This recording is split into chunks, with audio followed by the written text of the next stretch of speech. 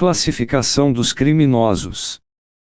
Observando os ensinamentos do doutrinador Guido Arturo Palomba, ilustre psiquiatra forense, seguindo os caminhos trilhados por Cândido Mota, podemos, basicamente, ter 5 tipos de criminosos.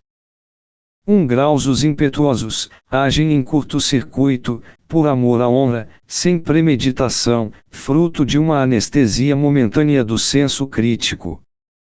Dentre os delitos que praticam relacionam-se principalmente o crime passional e alguns tipos de assassinatos e de agressão física.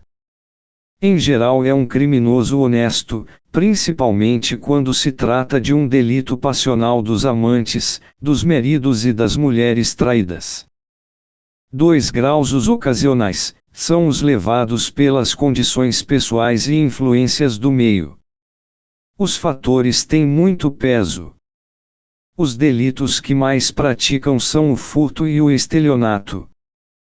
3. Graus. Os habituais, são aqueles cujos marginais são incapazes de readquirir uma existência honesta. A emenda é a exceção.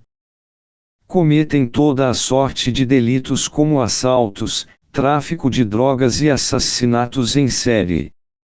Esses últimos são conhecidos como assassinos de aluguel ou justiceiros. O criminoso habitual é o que tem como profissão o crime, sai de casa para trabalhar cuja atividade é o delito. 4. Graus. Fronteiriços, não são propriamente doentes mentais e também não são normais. Apresentam permanentes deformidades do sendo ético-moral, distúrbio de afeto e da sensibilidade cujas alterações psíquicas os levam ao delito. Quando dão de ser violentos, são os que praticam os atos mais perversos e hediondos dentre todos os outros tipos de criminosos. A característica principal dos criminosos fronteiriços é a extrema frieza e insensibilidade moral com que tratam as vítimas.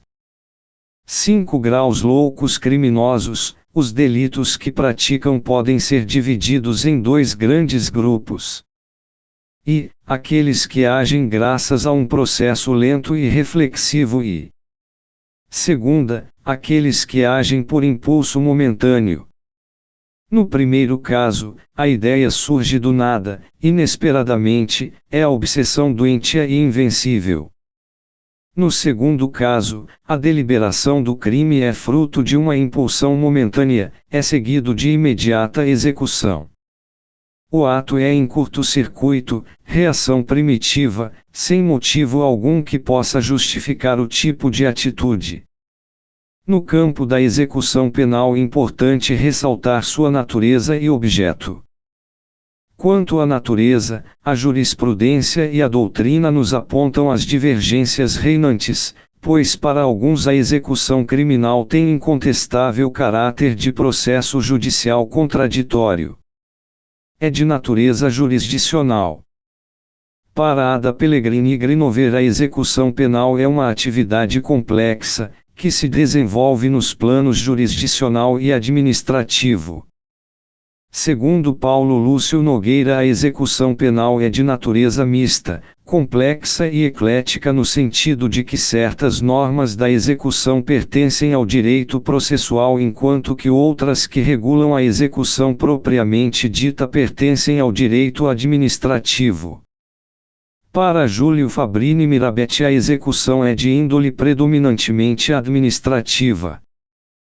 Quanto ao objeto, visa-se pela execução fazer cumprir o comando emergente da sentença penal condenatória ou absolutória imprópria, assim considerada aquela que não acolhe a pretensão punitiva mas reconhece a prática da infração penal e impõe que o réu medida de segurança.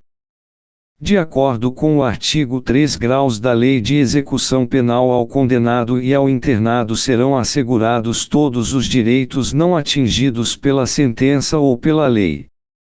São várias as consequências da condenação e os direitos atingidos pela sentença, como por exemplo: 1. Lançamento do nome do réu ao rol dos culpados, o que só é possível após o trânsito em julgado da sentença penal condenatória.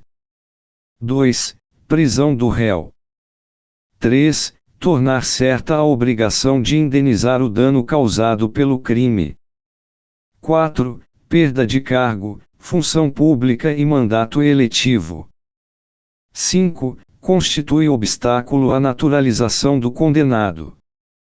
Por outro lado, não são atingidos pela sentença penal condenatória os seguintes direitos: 1. Inviolabilidade do direito à vida, liberdade, igualdade, à segurança e à propriedade. 2. Igualdade entre homens e mulheres em direitos e obrigações.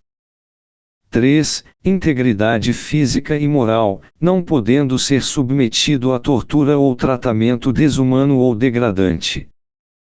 4. Liberdade de manifestação do pensamento. 5. Individualização da pena. 2.